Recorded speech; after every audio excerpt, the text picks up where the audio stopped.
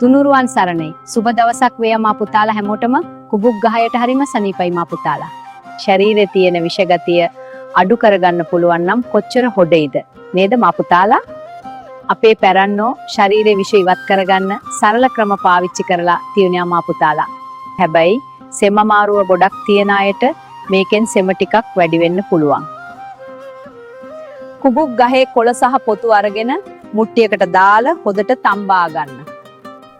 ඊට පස්සේ ඒක නිමෙන්න තියලා බේසමක් ගන්න. දැන් මද රස්නේ තියෙද්දි ඒ තැඹු වතුර කොළ පොතු සමග බේසමකට දාලා කකුල් දෙක ඒ වතුරට දාගෙන පැය භාගයක්වත් ඉන්න.